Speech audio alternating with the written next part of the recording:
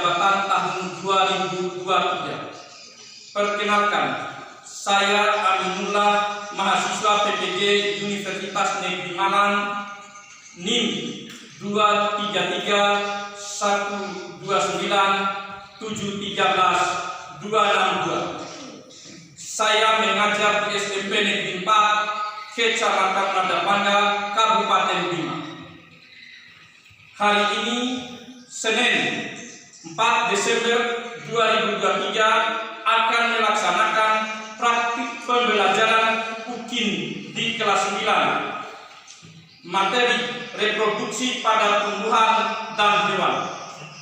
Mohon masukan dari Bapak Ibu semuanya untuk pembelajaran berikutnya agar memberikan yang terbaik untuk peserta didik. Demikian. Wassalamualaikum warahmatullahi wabarakatuh. Assalamualaikum warahmatullahi wabarakatuh. Waalaikumsalam warahmatullahi wabarakatuh. Hadir semua? Hadir. Ya, silakan salah seorang untuk memimpin doa di depan. Ayo.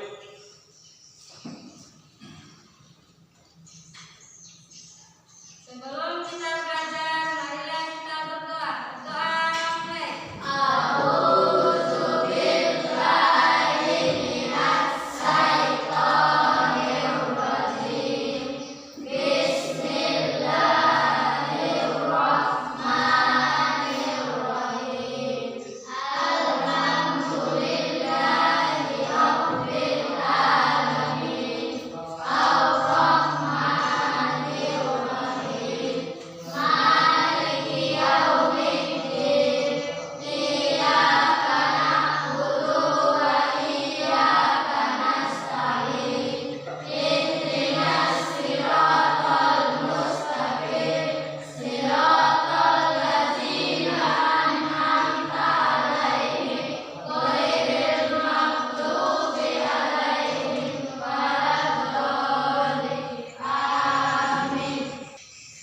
Pada hari ini kita akan belajar tentang reproduksi pada tumbuhan dan hewan.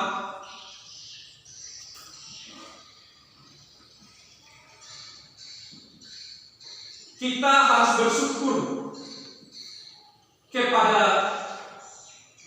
Allah Subhanahu wa Ta'ala atau Tuhan Yang Maha Esa karena telah menciptakan berbagai jenis tumbuhan dan hewan yang bisa dimanfaatkan oleh kita sebagai manusia. Di sini Pak Guru akan mengajarkan sistem reproduksi pada manusia. Coba lihat di atas.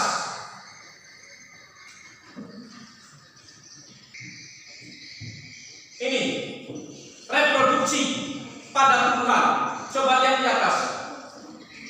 Yaitu reproduksi pada bunga.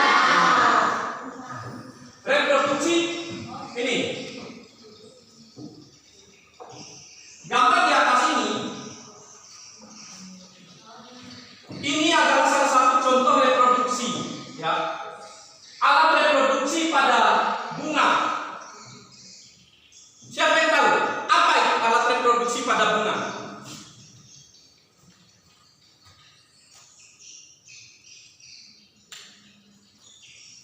Siapa yang tahu? Ya, reproduksi pada bunga, dalam satu bunga itu memiliki dua alat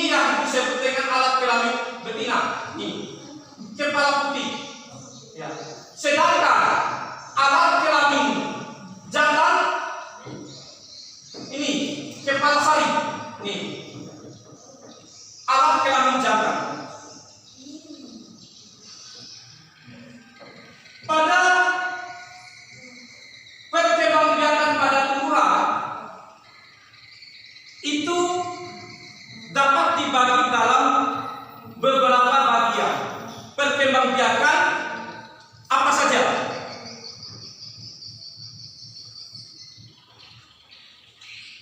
Perkembangbiakan apa saja? Perkembangbiakan vegetatif dan Nah, perkembangbiakan vegetatif itu dapat dibagi menjadi dua lagi, yaitu perkembangbiakan apa?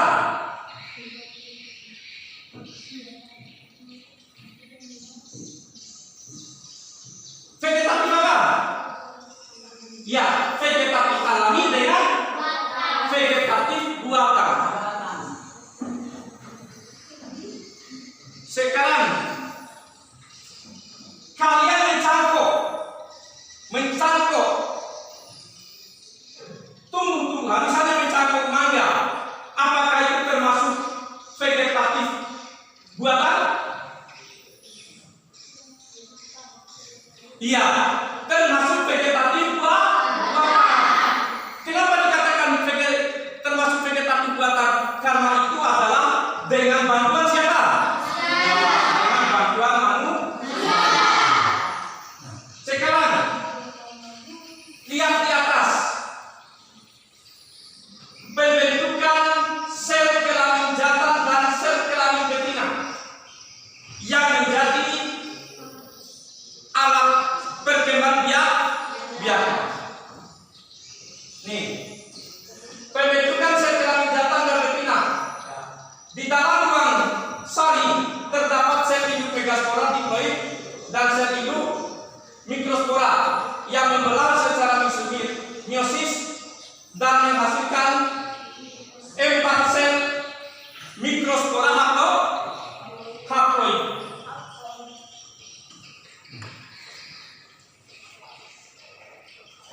Misalnya ini,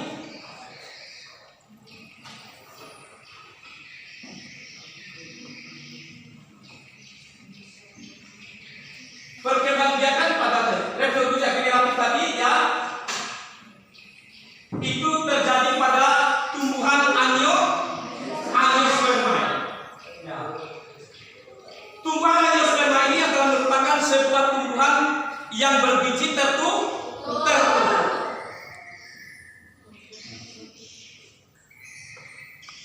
Sehingga di dalam satu pohon ya itu terdapat 2 alat kelamin, yaitu alat kelamin jantan dan alat kelamin betina.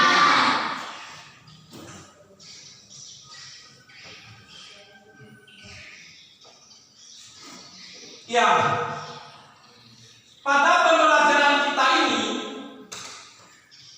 ada beberapa tujuan pembelajaran yang akan kita lakukan. Yang pertama, peserta didik dapat ya menunjukkan rasa bersyukur kepada Tuhan Yang Maha Esa adanya perkembangbiakan pada Tuhan untuk membantu kehidupan manusia. Yang kedua, menunjukkan sikap percaya diri dan saling menghargai pendapat di dalam melakukan diskusi. Yang ketiga, melalui percobaan diskusi, kelompok peserta didik mampu menganalisis sistem perkembangbiakan pada tumbuhan. Yang keempat, melalui percobaan diskusi kelompok peserta didik mampu memahami dan membedakan perkembangbiakan vegetatif pada tumbuhan. Yang kelima, setelah melakukan percobaan peserta didik mampu mempresentasikan hasil diskusi kelompok secara mandiri dengan tepat. Yang terakhir, melalui RKPD dan diskusi kelompok di kelas peserta didik membuat proyek yang pada perkembangbiakan vegetatif yang dilakukan dengan bantuan manusia. Itu tujuan pembelajaran yang akan kita lakukan, yang akan kita capai.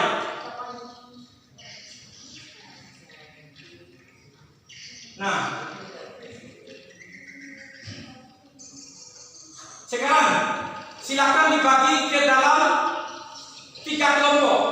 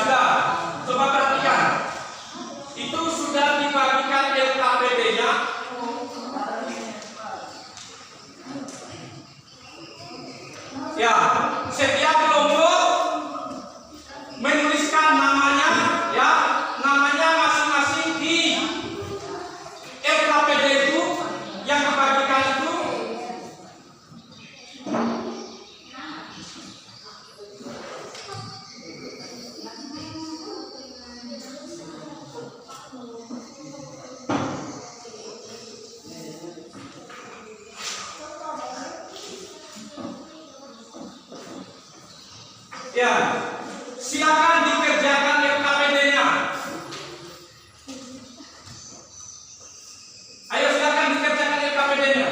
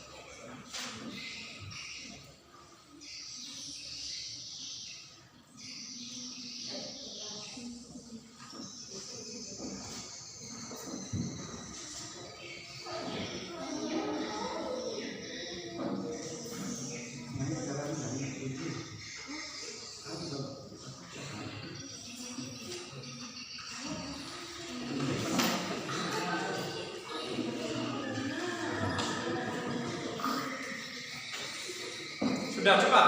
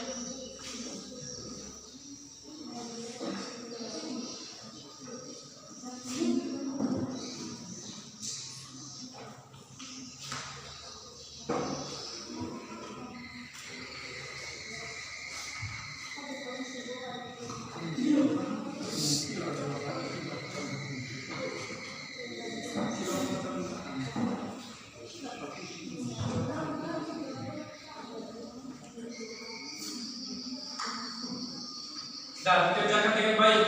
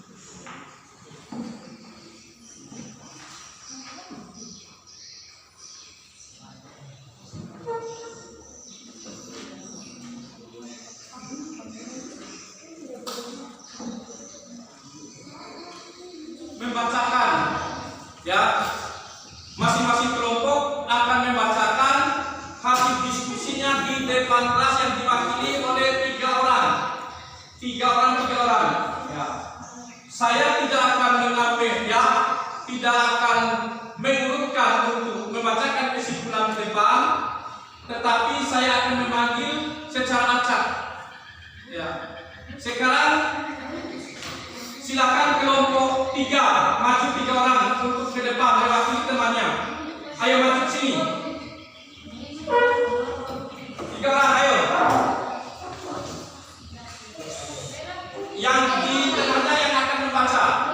Ketua kelompoknya yang di tengah.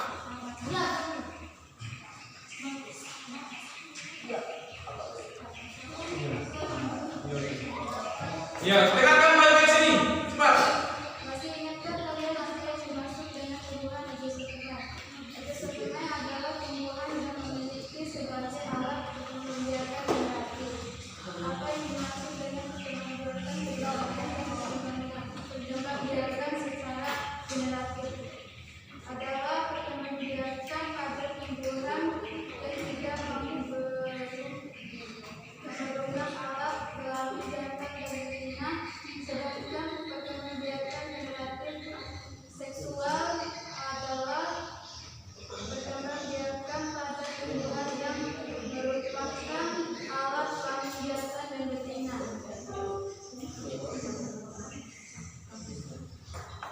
Tumbuhan apa saja yang dapat berkembang biakan dengan manusia adalah mangga, tebu, singkong, mawar. Tumbuhan apa saja yang dapat berkembang biakan tanpa bantuan manusia?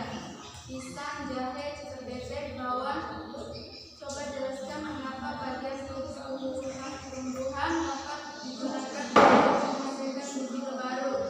Karena adanya sel meristem yang memiliki kemampuan untuk tumbuhan dan berkembang biakan menjadi berbagai jenis sel penyusun jaringan dan organ tumbuhan. Kesimpulan apa yang dapat disusun berdasarkan hasil diskusi yang telah kami lakukan. Tumbuhan yang memiliki bunga sebagai alat perkembangbiakan generatif disebut tumbuhan Aegiospermae. Tumbuhan yang tidak memerlukan alat perkembangbiakan dan betina disebut perkembangbiakan vegetatif aksesual. Tumbuhan yang memerlukan alat perkembangbiakan dan sebagai alat perkembangbiakan disebut perkembangbiakan generatif aksesual. Tumbuhan Aegiospermae dapat melakukan perkembangbiakan secara alami dan buatan. Tumbuhan yang memiliki sel meristem memiliki kemampuan untuk tumbuh dan berkembang menjadi berbagai jenis sel penyusun jaringan dan Aegiospermae organ tumbuhan. Ya, sudah. Tepuk tangan untuk kelompok 3. Ya, sekarang kelompok 1. Ayo maju kelompok 1.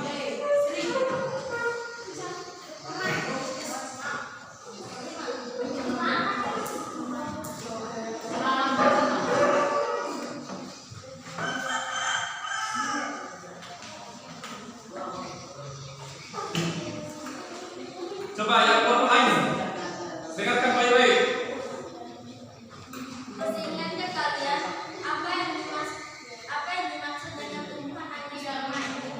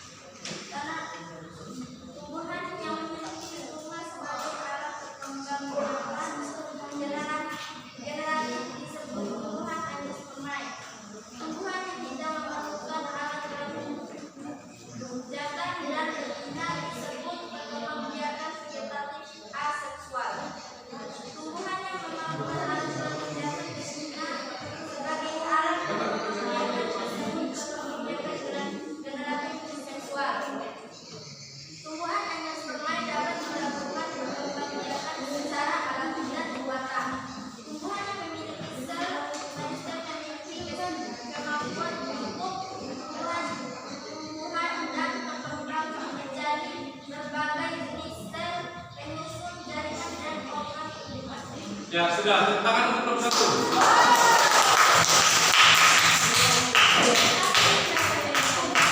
Ya, sekarang kelompok 3. Silakan maju. 3 orang yang mewakili.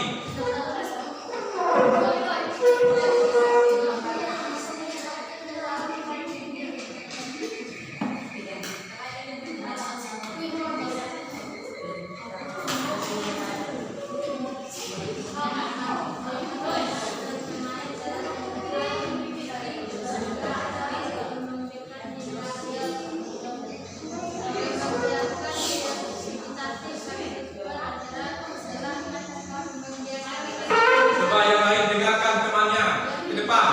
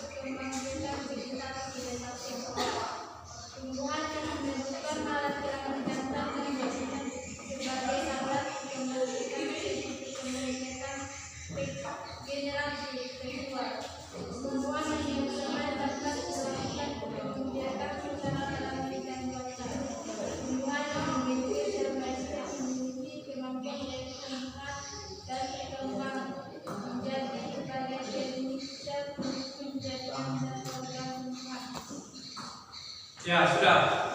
Tepuk tangan untuk kelompok 3.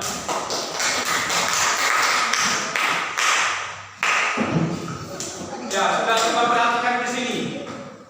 Tadi kalian masing-masing kelompok sudah melakukan presentasi hasil diskusinya, di mana dari ketiga kelompok yang mempresentasikan hasil diskusinya dapat disimpulkan bahwa ada beberapa tumbuhan yang dapat berkembang biak dengan buatan yang melalui bantuan manusia, misalnya mangga, tebu, ya itu contohnya. Kemudian tumbuhan itu dapat berkembang biak, itu disebabkan di dalam tumbuhan itu terdapat sel meristem, di mana sel meristem itu mampu untuk berkembang dan tumbuh menjadi tumbuhan baru. Coba perhatikan dari hasil ya belajar kita hari ini, kita dapat memahami bagaimana proses daripada perkembangbiakan pada tumbuhan itu, yaitu perkembangbiakan vegetatif dan perkembangbiakan generatif.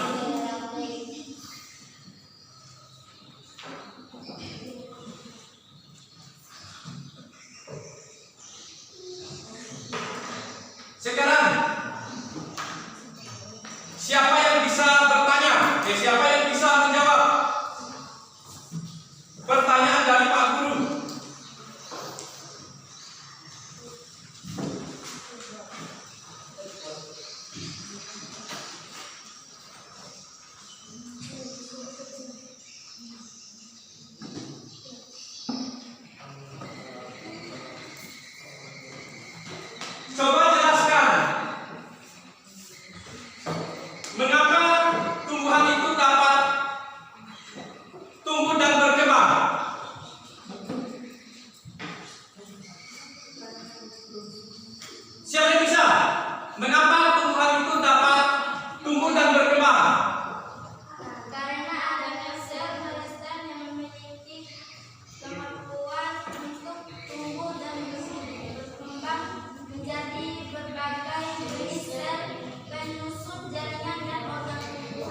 Iya.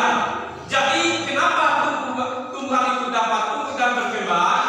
Karena di dalam tumbuhan itu terdapat sel meristem yang memiliki kemampuan untuk berkembang menjadi berbagai jenis sel penyusun.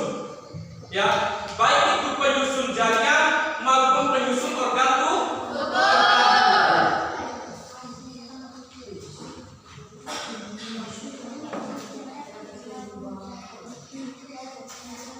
Ya,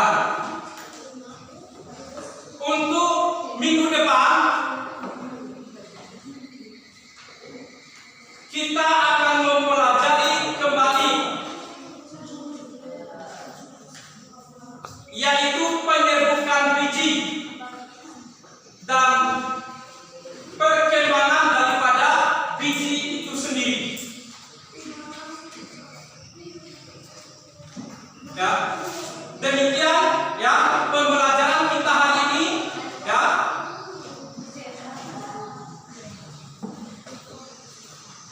Wassalamualaikum warahmatullahi wabarakatuh. Ya, sebelum kita ya sudah proses pembelajaran kita hari ini sudah selesai. Silakan dikumpulkan LKPD-nya.